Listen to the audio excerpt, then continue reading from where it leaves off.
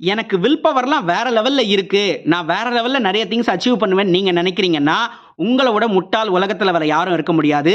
ஏன்றதை இந்த வீடியோல நம்ம தெரிஞ்சுக்கலாம். Welcome to Behind Books and நான் உங்க மகேஷ் குமார் அண்ட் நீங்க பார்த்துக்கிட்டு இருக்கிற இந்த series random content from the random books episode 40. Most of the time நம்மளுக்கு நம்ம மேலே ஒரு அபரிவிதமான ஒரு நம்பிக்கை ஏற்படும்.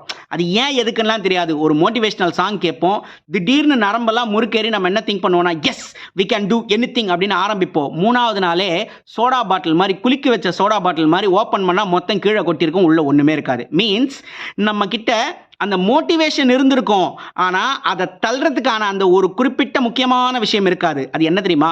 டிசிப்ளின்.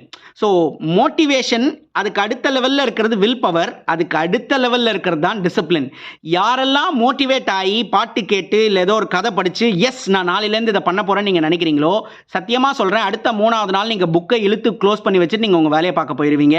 நீங்கள் ஏதோ ஒரு புது விஷயத்தை கற்றுக்கணும்னு நினைக்கிறீங்க, அதை மூடி வச்சுட்டு போயிடுவீங்க. அப்போது டிசிப்ளின்டாக இருந்தால்தான் ஒரு விஷயத்தை செய்ய முடியும். தாமஸ் ஆல்வா எடிசன் நம்ம எல்லாருக்குமே தெரிஞ்ச பர்சன் தான். 1000 தடவை ஃபெயில் ஆனார். இருந்தாலும் கற்றுக்கிட்டு திரும்ப திரும்ப திரும்ப திரும்ப அவர் எதை செஞ்சால் பெட்டர் ஆகுன்றதை அண்டர்ஸ்டாண்ட் பண்ணுறதுக்கு அவருக்கு அவ்வளோ நாள் ஆச்சு. அதே தான் நம்மளுக்கும். அந்த டிசிப்ளின்றது இருந்தால் தான் எதை செய்யணும் எதை செய்யக்கூடாதுன்ற அண்டர்ஸ்டாண்டிங்கே நம்ம வருவோம். ஸோ அப்போ நிப்பாட்டினா இந்த அண்டர்ஸ்டாண்டிங் கிடைக்குமா, இந்த எக்ஸ்பீரியன்ஸ் கிடைக்குமா? சத்தியமாக கிடைக்காது. ஸோ இனிமே நீங்கள் ஒரு விஷயத்தை எடுத்து செய்கிறதுக்கு முன்னாடி மோட்டிவேட்டடாக இருக்கேன்றதை பற்றி யோசிக்காமல், வில் பவர் இருக்குன்னு யோசிக்காமல், அதை டிசிப்ளின்டாக நீங்கள் செய்கிறீங்களான்றதை பாருங்கள். கட்டாயமாக நீங்கள் செய்கிற விஷயத்தை வேறு மாதிரியான அப்ரோச் கொடுத்து நீங்கள் செய்வீங்க. நீங்களே எனக்கு கமெண்ட்ஸில் சொல்லுவீங்க பாருங்கள். Thank you so much.